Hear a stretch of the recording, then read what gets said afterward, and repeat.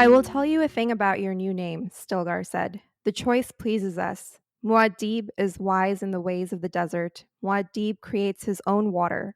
Muad'Dib hides from the sun and travels in the cool night. Muad'Dib is fruitful and multiplies over the land. Muad'Dib we call instructor of boys. That is a powerful base on which to build your life, Paul Muad'Dib, who is Usul among us. We welcome you. Hello, and welcome back to Rehydrate. This season, we'll be reading and discussing Frank Herbert's Dune. This is Season 7, Episode 6, Spannungsbogen, covering Book 2, Muad'Dib, Chapters 7 to 11. The hosts have varying levels of knowledge of this book and this series. My name is Dan, and I have read up to this part and watched the whole movie now. Congrats on finishing the movie, Dan. Yeah, finally. This is Talia. Yeah, I've read all of the Frank Herbert Dune books, and I'm rereading along with the podcast. My name is Priya, and I've read up to this part in the book, and I have also watched the full movie, the recent one. And I echo Talia's congratulations to you, Dan, on having finished the movie. And this is Amin, and I have only read up to the point that we are at right now, and I have seen both the more recent movie and the older 80s Dune as well. Yeah, about the movie. So I think I had thought the last episode we did was the end of the was when the movie ended, but I ended up watching the part where the duel part, and I was I didn't read that yet, but I was I'm gonna power through it. I just watched it, so I knew it was happening. So I got spoiled on this con. I was is that I didn't know if you really think Paul was going to die? No. I knew there was the duel was gonna happen, or I don't know if it had made it up for the movie or whatever, but then they started when it started happening. I was oh, okay, I know what's gonna happen now. Also, not to spoil the movie, but the duel happens a little bit differently if I'm remembering correctly, doesn't it? I don't remember even. I watched it in that back scene stuff for us. It's been a while since we recorded the last one. I think it's been 2 months or something, or so. And I watched the movie probably 2 months ago. So I don't even remember how the duel ended. I remember I don't think there that being it a could duel. have been spoiled though in the movie. Obviously the victor is the hero, Paul Muad'Dib. I'm speaking more to the manner in which exactly the manner in which he fought is what's interesting. Yes. I don't remember. Are those different between the movie and the book? Do I say it? Do I spoil? You can edit it out if we're not to spoil it for the readers, but we've all watched the movie. We put a disclaimer, so I think it's fine. Okay, cool. I wasn't sure if I remember correctly whether or not Paul actually kills the guy at the end, Jameis. I think he did. Mm-hmm. Did he kill him in the movie as well as in the book? Because in the book he kills him, but I have this weird recollection that in the movie he let him live. Or am I wrong? Now I don't remember. Now you're making me question it. I thought he did. I would be quite surprised if they let him live, because even in this rendition, he tries to yield. He asks him to yield when he draws first blood, and right. That's not how it's done here. So I'm gonna have to go back and watch that scene again. All right. Yeah. So homework for Priya. Yes, I will report back in the next recording. No, just log off, watch it now, and then come back and keep recording. Right, so we can be recording way into the night. Yeah. As we all plan to do. The new movie, the part 2 comes out this year, right? Later this year? I thought I remember seeing that somewhere. That's homework for you, Dan, to look up when it comes out. We are experts on the Dune films, obviously. But we also are experts on chapters 7 through 11 of the Dune book. Would you like me to tell you what happened in this section in case anyone wasn't scrupulously reading along? Yeah, let's do it. Cool. And you can take us into the characters right after.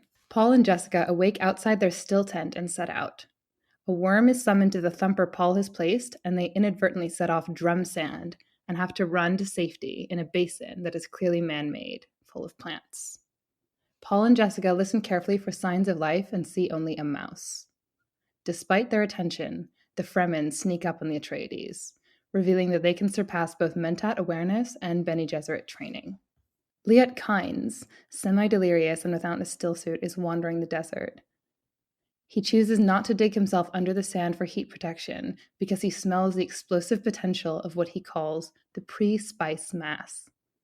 Though he clearly knows Arrakis better than any, he perishes alone in the sand. During his dying moments, and I quote here, a profound clarity filled Kynes' mind. He saw quite suddenly a potential for Arrakis that his father had never seen. The possibilities along that different path flooded through him.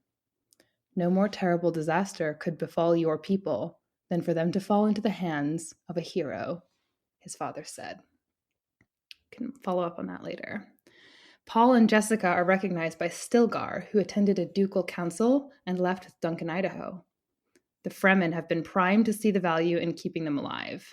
They see Jessica's strength and call her a weirding woman, and Stilgar promises his countenance for both in exchange for learning her fighting ways.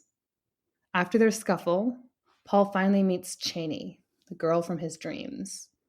She gives him food with a strong concentration of spice. Paul, stirred up into prescient visions by it, sees many possible futures surrounding this cave, most hinting at violence, and many ending in his gory death. Stilgar confirms the suspicion about ecological adaptation, saying, "We bribe the guild with a monstrous payment of spice to keep our skies clear of satellites, and such that none may spy on what we do to the face of Arrakis." He in turn probes her for signs of being the Bene Gesserit from their legends. Jessica leads a prayer with a correct call and response and awes the Fremen, who welcome her as a future Sayadina Reverend Mother. In the climax of the section, the man who Paul bested, Jameis, challenges Jessica in single combat. Since Paul has been tested with the Gom Jabbar, everyone, barring Cheney, views him as a man, and he takes on Jameis in combat. Paul wins, despite or perhaps because of what the Fremen view as unusual and unnerving behavior. The Fremen baptize him with a new name, dubbing him Usul. He is permitted to choose a public name, and, asking what they call the mouse, christens himself Muad'Dib. All right, so we have a couple characters from this episode.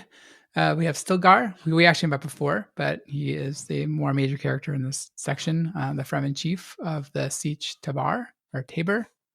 Is it Tabor? I guess it's Tabor. Sayadina is the Fremen name for the friend of the god priestess who can become the Reverend Mothers. Jameis, who is one of the members following Stilgar, and Cheney, the daughter of Liet. Any initial impressions? I'll start because I never start. I thought the first half of this reading, where they kind of focused on the sandworms, was really interesting because the adult or mature sandworms are dangerous, and then now we find out that the less mature sandworms are also dangerous. And I just thought that was just an interesting perspective, or it was an interesting way to kind of show, I don't know, I sound like a seventh grade English teacher, but like the whole man versus nature kind of fight. Yeah, I really liked the first half. I liked all of it, but I liked the first half especially, where it focused a lot on sandworms and we learned about how spice is made and all those kinds of things. I thought the ecological parts of this reading was the most interesting to me. Yeah, it seems like there's like a, I don't know, like a mystery kind of unraveling really, really slowly with the ecological stuff. And I think the worm stuff is also maybe the most interesting. Like his descriptions, I should have put the quotes down, but like the description of like how that worm came up to them, like they had like the arc, like the silver arc that like rose up and all the sand was kind of pouring off of it. And they can see like all like the teeth, and they call them the crisp knives in there. I like that part a lot.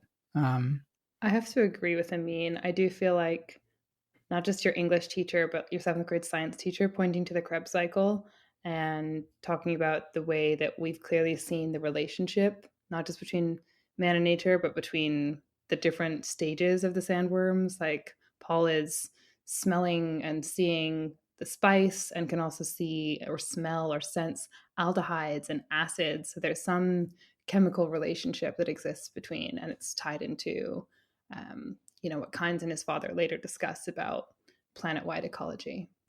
Yeah, and the fact that they call the worms maker, like obviously, like I guess the worms are the one making the spice. I mean, that's my guessing, based off of the name. And I think Jessica also notes it as well when she hears that. Making just the spice, eh? I don't know. At least making the spice, maybe making other things too. Making a cool ride for some Fremen to like Oh, yes, we ride on. finally got to the theme park. I don't know why the characters like Jessica are still trying to sanity check themselves. Like, oh, it couldn't have been someone riding a worm. Just like you're in the desert, let go of your presumptions. Yeah. Just there's a lot of strange stuff happening out here. I think I wasn't the biggest fan of the kind section. I think it was like a little bit too metaphorical for me, and like it was like not sure exactly what's happening, and like all like the I don't know. I'm in for like a good dream sequence, but like I don't know. Like this one, it didn't do it for me. Like it was hard to read. It was a difficult read for me, that chapter, I thought. Did I read correctly that it's the baby sandworms that cause a pre-spice mass? Is it because of their activities or Yeah, like the younger ones? yeah, that's what I took away from this. We Unless don't I, know that they're baby, but just call them little. Yeah. So I assume they were like the juvenile young sandworms that causes, which is very interesting because like they're just the term pre-spice mass is suggestive of the fact that this is like the byproduct of creating spice, or the phase that comes before spice is produced. So that was a fascinating bit of All of these information. fascinating parts, can't wait to joust with Dan, are from the Kynes chapter, I will point. Yes. I have to kind of disagree.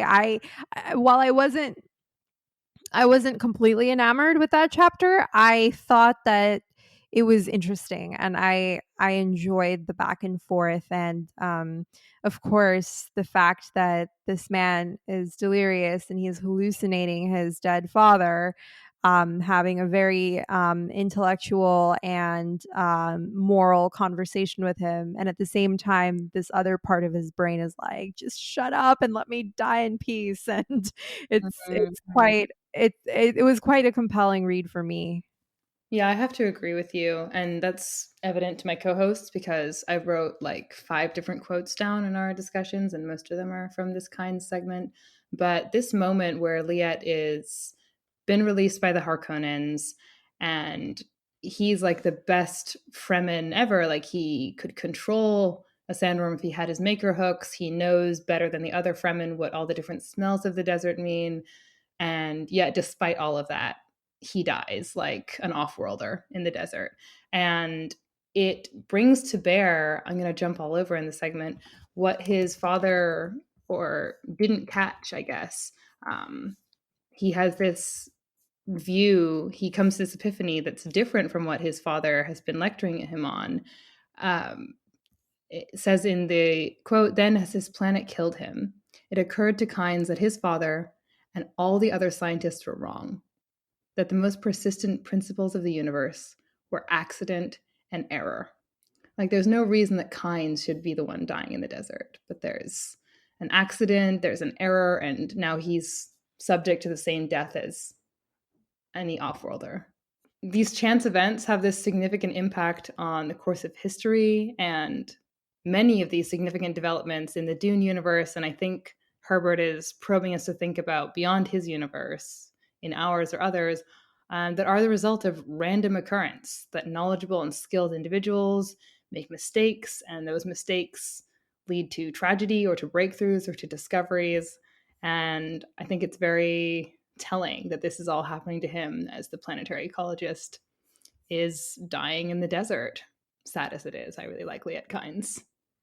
It's also kind of tragic that he seems to have these moments of clarity and he seems to be on the cusp of something, and you feel like, well, if only he lived, we might get to see something come of this. But the fact that he then just dies kind of. Or does he? Because most of the talking in that chapter is from his father, who is dead. but Well, Mufasa in the clouds moment of being able to lecture him. I gleaned that from the quote, then as his planet killed him, it occurred to Kynes that his father and all the other scientists were wrong, that the most persistent principles of the universe were accident and error. So I took that to mean that he did die, but Oh, I'm just being Yeah. tongue in cheek, just And it's because not like his his dad father is. was talking to him. It's like his imagination of his father talking to him, right? yeah. Unless there's And something else going maybe on. Liet's child can imagine what Liet would be saying to him, and we'll get to learn. Yeah. But his father does have interesting things to say, more than just being proved wrong in Kynes' moment. He notably talks about religion and ecology and says that life improves the capacity of the environment to sustain life. Life makes needed nutrients more readily available. It binds more energy into the system. It's true, we would not be around without algae trapping a bunch of carbon a couple billion years ago. And he also gives this citation on religion, saying religion and law among our masses must be one and the same. And that clearly ecology and the terraforming and terrestrial sculpting that he wants to do on Arrakis is such a large project that it needs the force of religion behind it. It reminded me of the obedience that the Bene Gesserit demand and require of their adherents. It's religion, but it's also power, and it's also lineage, and it's also militaristic, but it all has the force of religion behind it. So more than one center of power is playing with religion here. And this also kind of you see echoes of foundation in this, where religion is sort of a means of maintaining control and just like if you inspire religion in the minds of people, you can almost better control them and better maintain law in that sense. So yeah, that theme from Foundation came to mind. Oh yeah, and Kynes' father says it outright. It says, tying religion and law will have the dual benefit of bringing both greater obedience and greater bravery. You'll be able to create people who will risk anything and obey anything. Very Foundation-esque. So this is probably a silly question, but do you think that this book is pro-religion or anti-religion? It seems like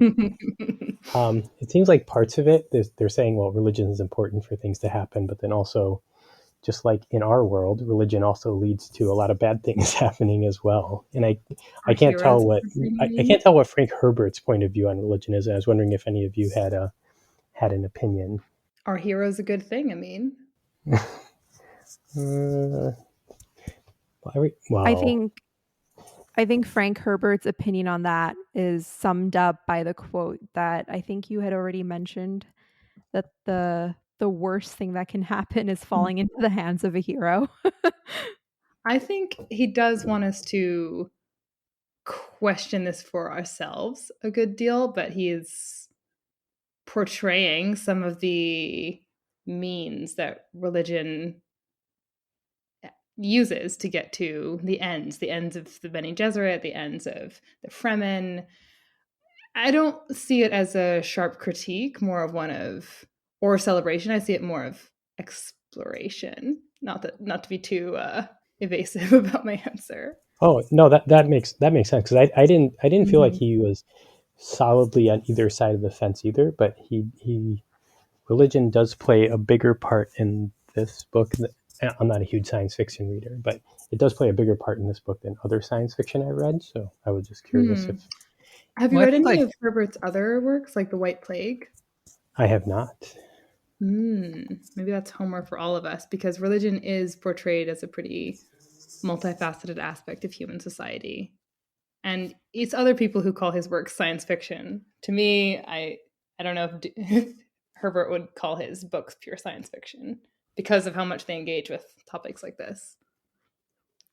Well, I think in books like Foundation, like religion is like sort of like a scam, right? Like they're kind of like intentionally like making science to be more religious, right? And like they're doing it to control the populace, right? And they know it's not like supernatural. They know it's just science, right? Here it's like there are like supernatural elements, or like to us to be supernatural. Like Jessica is like can definitely do supernatural things, and Oh, Paul can definitely. like see the future, and like and there's so I don't think it's like a straight scam. Like maybe like they're manipulating people like a little bit more with it, but it's not as like cut and dry. I think as the foundation is kind of anti-religious. But you do see Jessica's like resentment and cynicism about how easy it is for her to step into this religious ritual Yeah, because like the fact that she is the target and the goal and the one who will benefit from this religious exchange robs her of faith. Like she's not able to believe in it because she knows how it was built. It's everyone else who gets to participate in it, and we see that pretty clearly too. On a related note, what I found interesting is that the Fremen, whose language is imbued with the most religious overtones, are people who we interestingly find out in this section are actually trying to slowly change the landscape of Arrakis, as Stilgar reveals to Jessica, and like they literally barter spice for having the freedom to do this without having surveillance over them. And what was fascinating was they said that they're aware that these changes will happen so slowly that neither they nor their children nor their Mhm. children's children will experience the benefits of making these changes. And this kind of also brought to mind how in the Remembrance of Earth's Past series, there is something that's going to happen in the future that no one living now or their children are going to necessarily be affected by. But what can bring people to care about something that can potentially happen hundreds of years from now? And I think that much as that series brings up that question, you see that question raised here.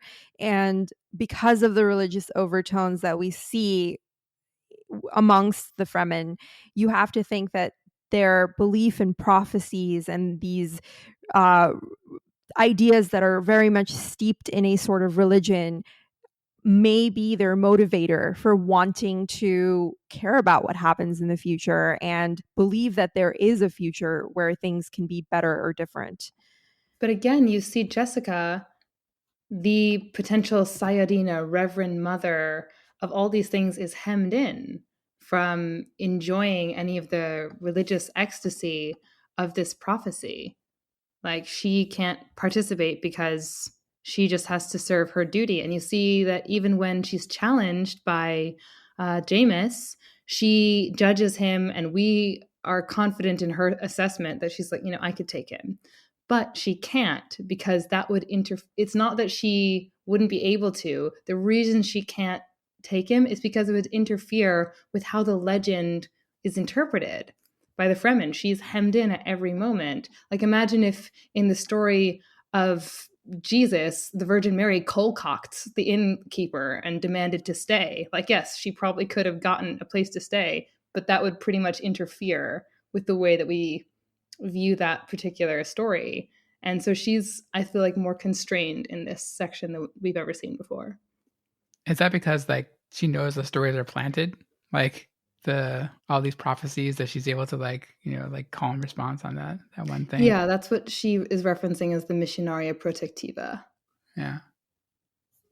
Jessica says this in instances in the past as well, because I think she's told at some point why she doesn't control the Duke to marry him. Yeah, that was what it was. Why doesn't she compel the Duke to marry him? And she basically says if someone does not do something of their own free will, it kind of negates the whole purpose of it. So So says the um mule too, right? right. Right, true. So the idea of free will is a very fascinating one when you have characters who can compel other people to do their bidding, but they choose not to because they understand the importance and the significance of free will in the grand scheme of things. So, I mean, it might be a spoiler, but like if it was planted, like who was it planted by and how long ago? Like it seems like these are ancient stories that the Fremen like know, and they've been waiting for a really long time for them to Yeah, come they've to been fruition. seeded. I mean, the Fremen talk about a project that won't be appreciated by their children or even their children's children. That's what the Bene Yeah. Gesserit have been doing for tens of thousands of years, Hmm. seeding this tradition and as many planets as they can get their hands on, so that should a Bene Gesserit ever come there, she'll be protected. There will be a place for her to align herself with power. Has spice been like known to be this important for that long, or is it more of a recent development, relatively recent? The spice is the mechanism for this civilization to travel between the stars.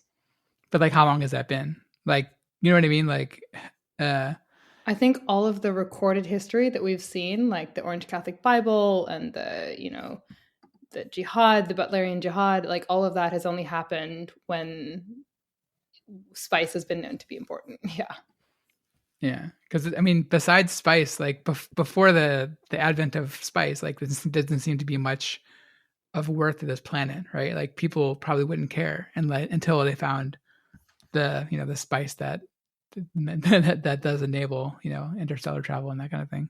So Dune, is set about 20,000 years in the future. So it's on a time period that is hard for us to grasp because we've had so much less Yeah. history to compare against. Just to kind of wrap up my thoughts, and like I guess like maybe I spoke a little bit too strongly about like not liking this chapter. It's not that I didn't like it. It's just like I could tell there was a lot of like important information. It was just harder to read, I think, because like there's so much like metaphor that's happening, and like you had to like and like mysteries that are wrapped in this fake conversation, this or imagined conversation between him and his father. um I don't know, it was just harder for me to read than the other chapters, and that's why I think I didn't like it as much. I think there's a difference. Like it's less action packed and more of like delving into the philosophy and Yeah. the greater Mhm. the thematic elements of the book more versus like the actual progression of plot. But one of my most important takeaways, or rather like the part that stood out to me the most was the quote from that section. Men and their works have been a disease on the surface of their planets before now. His Oof. father said, nature tends to compensate for diseases, to remove or encapsulate them, to incorporate them into the system in her own way. I found that kind of fascinating because it's kind of speaks to the resilience of ecosystems to withstand the harms that humans have inflicted upon the environment for so long. It's kind of remarkable that we've done so much damage, and now I'm speaking of us in our real world, us humans. Um, there's so much like destruction of the planet that's happened. Like when you really look into it, you find yourself kind of horrified by the sheer impact that we have on our environment, and the fact that the earth still continues to sustain us is kind of remarkable. And I think that this quote very, very poignantly captures that idea that like nature sort of Will you read does it so again, much. Karen? What's that? Will you read it again? Yes. Men and their works have been a disease on the surface of their planets before now, his father said. Nature tends to compensate for diseases, to remove or encapsulate them, to incorporate them into the system in her own way. Mm. It's also like you can think of it as evolution. Like evolution is a response by nature to changes that are happening. And sometimes these changes are not happening naturally, but they may be happening due to human activity. And it changes everything. And I just thought that like that one quote is so loaded with like ideas around our impact on the world. I wanted to query about the title that we chose for this book, Spannungsbogen, that we chose for this section. The quality, the self-imposed delay between desire for a thing and the act of reaching out to grasp that thing. Who do you think has this, and who do you think have we been shown does not have this quality? Well, Jameis definitely doesn't have this quality. Yeah, he's definitely seems really rash. And I think that Jessica sees that like he's been stuck in his own head, like turning this disgrace over and over in his head. And I think Paul sees it too. He recalls one of his teachers saying, like, the terrified man will fight himself. So he's not acting with this self imposed delay. So definitely, yeah, Jameis was a good example for that. So maybe based off of your comments earlier, like Jessica would encompass like the opposite of that, right? Like if she's really playing the long game here, and like her and the Bene Gesserit are playing the long game to and not like and kind of following the prophecy just to just to follow it. Like maybe maybe she encompasses that. And it also speaks to Stilgar's commentary on what makes for a good leader versus not. Like he repeatedly says that Jameis would not be a good leader because of the way that he behaves, where he's rash and like does not really think through his actions. So it seems that that's clearly why he's not the leader and Stilgar is, because he kind of he comes with the intention of taking their water, basically killing them when he finds them, but then he looks at them and he pauses and he thinks, even though water would be precious, it would be easier to just kill them and take their water. um he thinks long term and he thinks about who they are before he commits the action. So um, he definitely has the makings of a good Fremen leader, and it seems to be because of those qualities. And you see it in their laws too. Do you remember the field rate, the exchange rate for taking someone else's water in the field and then having to repay it? Like 10 to 1. Yes. 10 to 1, right? Mm-hmm. If you know, have this desire for something and take it immediately when you need it, you'll pay that back 10 to 1. And Jessica, you see, is like hesitant, like trying to be more generous. And Stilgar's like, you're going to see that there's a good reason for that ratio. And he also emphasizes take no more than what's absolute necessity. So that's another quality that sort of ties into that, like how much we will have to pay it back. Yeah. If that's speaking of inflation, that's just a terrible interest rate that you're going to have to repay on. So yeah, take only what you need. I also wanted to talk about, what are your thoughts on Jessica in this section? Because I found her to be a little bit different than how we've seen her so far.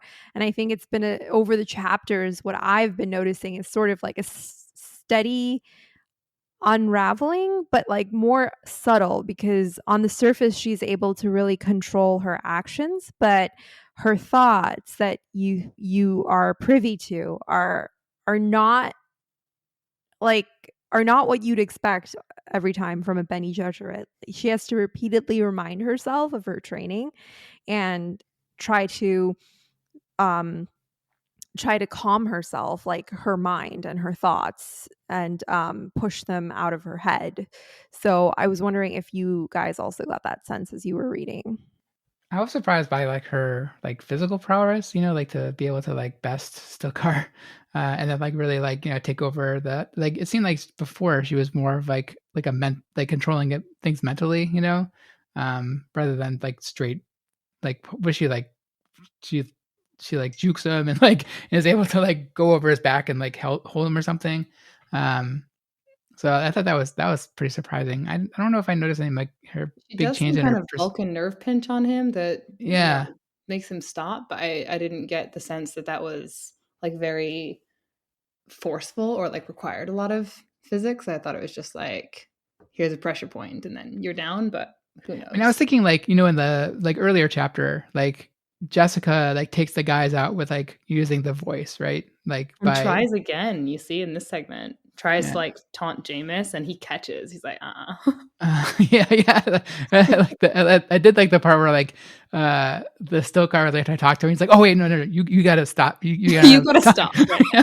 Like, you're not allowed to talk. Sorry." Like he keeps he does it like a couple times. I think he's like he He was talks like, to I her. have so many questions, but. Oh, but you can't talk. Yeah. But anyway, I got the impression like that was more of like her skill, right? And here, like she did like shows like another skill. Like she's even more of like a superhero. Like Yeah. her skills are just compounding on top of each other, you know. But you see that she does use that voice, and Stilgar like gangs up on her. There's a very like being punished by mom and dad vibe after Paul kills Jameis, because Jessica's like, oh, he's like elated and proud and being fawned over for like the worst part of himself for killing a man. So you need to like crush him into the sand and make him feel terrible. And she does that pretty unapologetically with the voice.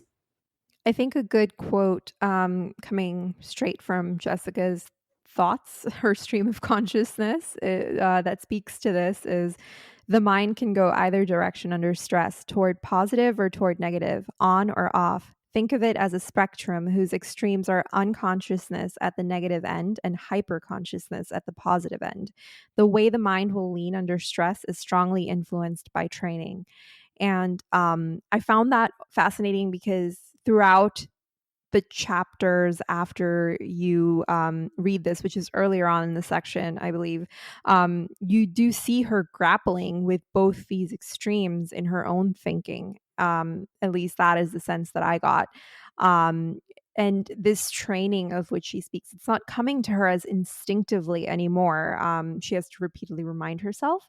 So it speaks to Paul's training as much as her own, and also anyone who is trained in any type of combat. It speaks to the battle that's within the mind in a sense.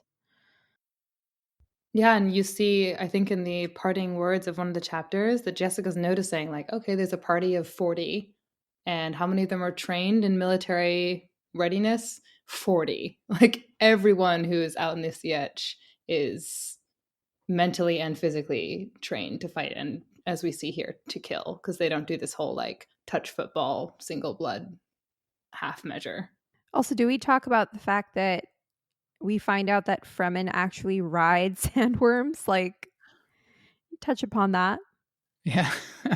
Yeah, I joked about it earlier, but yeah, that was I mean, like we don't see much of it, right? She kind of sees in the distance, right? Like No, we talked about it in the form of her like self-doubt, but like just yeah. the sheer fact that there's so much about the Fremen that of course we don't know yet, but like the fact that there's this like perilous force of nature out there, and somehow they've mastered a way to ride sandworms, which are and they have a deep, it seems when they talk about sandworms, like they don't have like as much of fear of sandworms as they do a reverence for them, because they call them makers. So it almost makes sense that they've learned to coexist with them. But this is like a really fascinating way in which they have managed to coexist with them, like almost like using them for their purposes. And you still see that divergence between the people who are of the sand and people who are not. When Jessica's saying, like, well, why would they call a worm? Like, why would they help us? And Paul's like, Right, well, exactly. maybe they weren't helping us. Maybe they were just calling a worm, which is like an unthinkable thought. Like, why would you summon a worm to you? But Fremen are just built a little different, I guess. Right. And then you also see the difference in like how their minds work totally differently. Like the culture is so different that like when Paul is hesitating to kill this man, they believe that he's like kind of teasing him and playing with him like a Mhm. predator would with their prey. Yeah, But it really unnerves them to see him. right. And then the fact when he just reveals like, "Oh, I was trying not to kill him." They're kind of like, "Oh, like we never thought about that of not killing." So it's like these moments where these cultural differences come to light are kind of fascinating. It's interesting how we see prescience really emphasized in Paul. Like he takes all this spice, he starts to OD, he gets a little addicted, and he starts to see the future. But there's some things that the Fremen, due to their conditioning, they just see as foregone. Like you have water, therefore, like you have power, you have the ability to save lives, and you have wealth. And we see the way this duel is playing out. It hasn't happened yet, but like, why won't Paul just get to it? It's obvious that he's going to win, and they see that as clearly as any other prescient vision. So they're unnerved when it takes a long time to happen because to them it's obvious. So are you saying the Fremen also have the visions, the prescience visions of the future? I think it's likely. I'm not sure, but it's brought on by spice, and they clearly eat a lot of spice, so it's not Yeah. impossible. Yeah. Hmm. I didn't even. I guess I didn't catch that. I thought that was something with him in particular, not because of the spice, but yeah, like Continue to see how that evolves. I'm not sure, to be yeah. honest. So we'll see. I do think that that's a good question because I did also wonder like does the spice affect Paul and Jessica more because they're not used to it the way that the Fremen would be. Do you become desensitized to the effects of spice, like the mind altering effects of spice, after you've been on a diet of spice pretty much your whole life, or does it continue to have a profound effect upon your body? I thought they said that no one could leave Arrakis, and I think that's because the spice is too good to give up. True, but I just wonder if there's desensitization of the mind altering effects Mm. specifically, like a drug, like, people who take drugs over a very long period of time, they don't experience the same mind altering effects as someone who takes it for the first time. So that that just made me wonder. But I think that so much of there's so much like prophecy and metaphorical dialogue amongst them that it seems like there is definitely that may be coming from spice probably. Mm. Question for the future. Speaking of future, there's a moment where Paul decides to do something different. um he was supposed to go by Muad'Dib, but he makes a little edit. He decides, can I be called Paul Muad'Dib, because I don't want to give up the name that my father gave me. And earlier, he's ruminating on the fact that he has had these visions of a lot of horrible things happening in the future in his name. Um, so he feels like any little thing he might change from his visions could prevent such a future because that's what he wants to do. Which I thought was interesting because Paul Muad'Dib doesn't sound nearly as badass as just Muad'Dib. It doesn't have that impact, but it's interesting that he muses on the fact that I did a different thing, and I don't know what the significance of that will be, but it made me wonder. Yeah, I agree. It doesn't sound as cool that as to add Paul in there. I thought he was gonna say Atreides, right? Like why Paul? Like I thought figured he would keep his family name, but maybe like the significance is different because like he was given the name Paul by his father, right?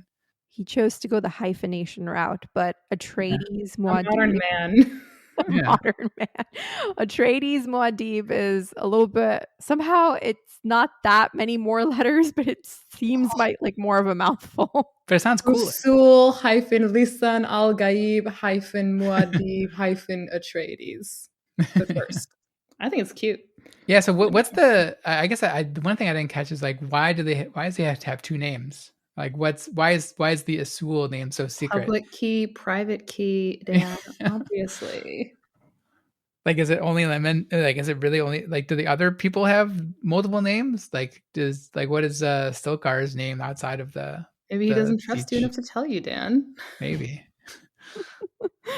But yeah, I do get the sense that there's like an in-group aspect to the Fremen tribes, and like this is a name that only like if you know, can you call him Usul?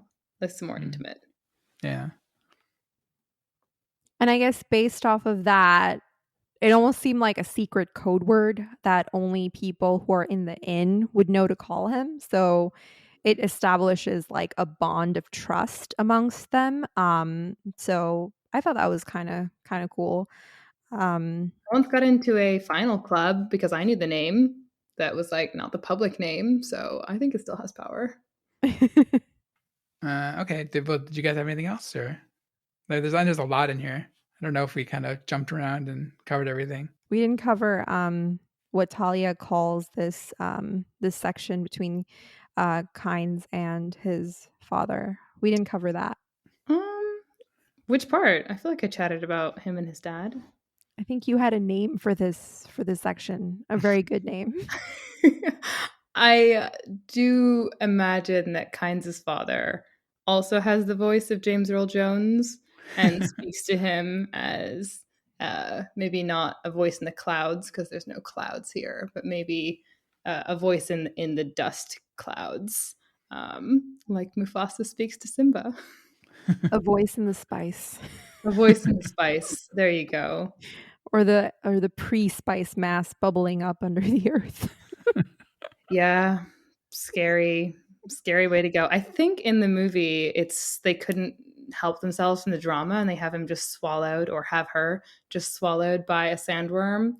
But in the book it's just, the desert goes boom. Okay, well, thanks for listening. Please check out rehydrate.space for release episodes, reading lists, and all the other stuff we put up there. Leave comments by emailing us at rehydrate@fastmail.com or on Twitter at rehydratepod. And join us next episode for season 7, episode 7, covering book 2, Muad'Dib, chapters 12 to 16 of Dune by Frank Herbert.